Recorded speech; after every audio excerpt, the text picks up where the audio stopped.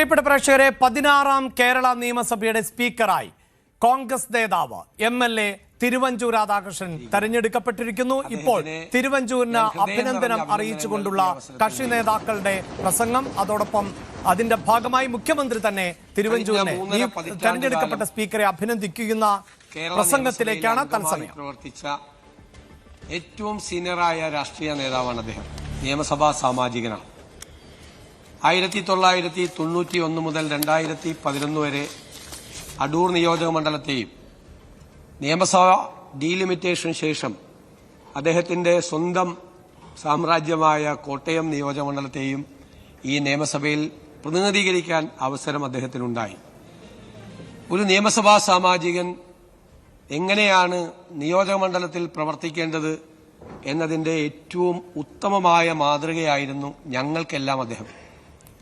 ഞങ്ങളെല്ലാം നിയമസഭാ സാമാജികരായി ഈ സഭയിലേക്ക് വരുമ്പോൾ എങ്ങനെയാണ് നിയോജക മണ്ഡലത്തിലെ ജനങ്ങളോടും സാധാരണക്കാരോടും എല്ലാ വിഭാഗം ജനങ്ങളോടും അവരുമായി ചേർന്ന് പ്രവർത്തിക്കേണ്ടത് എന്നതിന്റെ ഞങ്ങളുടെ എല്ലാം മോഡൽ അദ്ദേഹമായിരുന്നു എന്ന് ഞാൻ വളരെ അഭിമാനത്തോടു കൂടി പറയാൻ ആഗ്രഹിക്കുന്നു. 5 ദിവസം ഒരാഴ്ചയിൽ സമ്മേളനം നടക്കുമ്പോൾ മിക്കവാറും ആ 5 ദിവസവും അടൂരിലായിരുന്നപ്പോൾ വൈകുന്നേരമാകുമ്പോൾ അടൂരിലേക്കും, കോട്ടയത്താവുമ്പോൾ കോട്ടയത്തേക്കും അദ്ദേഹം ഇവിടെ നിന്ന് യാത്ര ചെയ്യുമായിരുന്നു. നമ്മളൊക്കെ പല നിയമസഭാംഗങ്ങളും അത് സമ്മേളനം കഴിഞ്ഞാൽ വെള്ളിയാഴ്ച മാത്രം നിയോജക മണ്ഡലത്തിലേക്ക് പോകുമ്പോൾ അദ്ദേഹം മിക്കവാറും ദിവസം ചെറിയ ചടങ്ങുകളാണെങ്കിലും അതിൽ പങ്കെടുക്കാൻ സ്വന്തം നിയോജക മണ്ഡലത്തിലേക്ക് പോയി രാത്രി 1 മണിക്കും 2 മണിക്കും തിരിച്ചു വന്ന് ഉറങ്ങുന്ന ഒരാളായിരുന്നു. രാവിലെ നിയമസഭയിൽ കൃത്യമായി എല്ലാ ദിവസവും നിയമസഭാ സമ്മേളനം തുടങ്ങുമ്പോൾ അദ്ദേഹത്തിന്റെ ചെയറിൽ അദ്ദേഹം ഉണ്ടാകും. അപ്പൊ നിയമസഭാ സാമാജികൻ എന്ന നിലയ്ക്ക് നിയമസഭയ്ക്കകത്തും പുറത്തും നിയോജക മണ്ഡലത്തിലും ഒരുപോലെ പൂർണ്ണമായ അർപ്പണബോധത്തോടുകൂടി പ്രവർത്തിച്ചിട്ടുള്ള ഒരു ജനപ്രതിനിധിയാണ് അദ്ദേഹം. ഞാൻ അദ്ദേഹത്തിന്റെ പ്രത്യേകതകൾ, സവിശേഷതകൾ അദ്ദേഹത്തെക്കാൾ വളരെ ജൂനിയറായിരുന്ന ഒരാൾ എന്നുള്ള നിലയിൽ നോക്കിക്കണ്ടതിന്റെ അനുഭവമാണ് ഞാൻ നിങ്ങളും എല്ലാവരുമായി പങ്കുവയ്ക്കുന്നത്. മന്ത്രിയായിരുന്ന സമയത്ത്, മന്ത്രിയാകാൻ എന്റെ ഓർമ്മ ശരിയാണെങ്കിൽ ഒരു 17 വകുപ്പുകൾ അദ്ദേഹം ഭരിച്ചിട്ടുണ്ട്. ആഭ്യന്തര വകുപ്പ് ഉൾപ്പെടെ 17 വകുപ്പുകളുടെ മന്ത്രിയായി അദ്ദേഹം ഇരുന്നിട്ടുണ്ട്. എല്ലാ വകുപ്പുകളെക്കുറിച്ചും കൃത്യമായ ഗ്രാഹ്യവും അവിടെ എന്ത് ചെയ്യണമെന്നുള്ള വിഷനും എല്ലാം അദ്ദേഹത്തിനുണ്ടായിരുന്നു. ഓരോ വകുപ്പിലെയും ബന്ധപ്പെട്ട ഉദ്യോഗസ്ഥന്മാരുമായി നിരന്തരമായ യോഗങ്ങൾ നടത്തി ജനഹിതമനുസരിച്ച് തീരുമാനങ്ങൾ എടുക്കാൻ അദ്ദേഹം ഒരു ഭരണതന്ത്രജ്ഞൻ എന്നുള്ള നിലയിൽ അദ്ദേഹം ശ്രദ്ധേയമായ സംഭാവനകൾ ചെയ്തിട്ടുണ്ട്. ഏതവസരം കിട്ടിയാലും ഞങ്ങളെല്ലാം കോളേജിൽ പഠിക്കുമ്പോൾ തീപ്പൊരിയായ യുവജന നേതാവായിരുന്നു അദ്ദേഹം.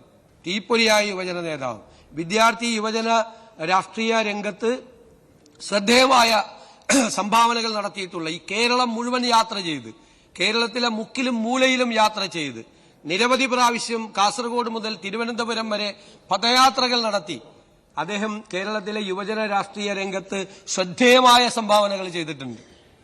ഞാൻ അദ്ദേഹം നേതൃത്വം കൊടുത്ത വലിയൊരു പദയാത്രയിൽ ഒരു വിദ്യാർത്ഥിയായിരുന്നുകൊണ്ട് അദ്ദേഹത്തിന് മുദ്രാവാക്യം വിളിച്ചത് ഞാൻ ഇന്നും എന്റെ ഹൃദയത്തിൽ ഓർക്കുന്നു. അത്രയും ശ്രദ്ധേയനായ യുവജന വിദ്യാർത്ഥി രംഗത്തെ നേതാവായിരുന്നു അദ്ദേഹം. സർവകലാശാല യൂണിയൻ ചെയർമാൻ, കേരള സർവകലാശാലയുടെ ആദ്യകാലത്തെ യൂണിയൻ ചെയർമാൻ കൂടിയായിരുന്നു അദ്ദേഹം.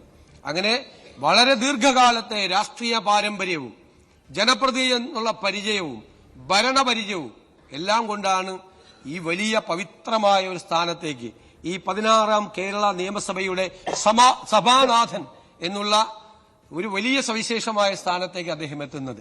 ഞാൻ ഒരിക്കൽ കൂടി നമുക്കെല്ലാവർക്കും വേണ്ടി, ഈ സഭയ്ക്ക് എല്ലാവർക്കും വേണ്ടി, സഭയിലെ മുഴുവൻ അംഗങ്ങൾക്ക് വേണ്ടി, കേരളത്തിലെ മുഴുവൻ ജനങ്ങൾക്കും വേണ്ടി ശ്രീ തിരുവഞ്ചൂർ രാധാകൃഷ്ണനെ പ്രത്യേകമായി അഭിനന്ദിച്ചുകൊണ്ട് ഞാൻ എന്റെ വാക്കുകൾ ചുരുക്കുന്നു.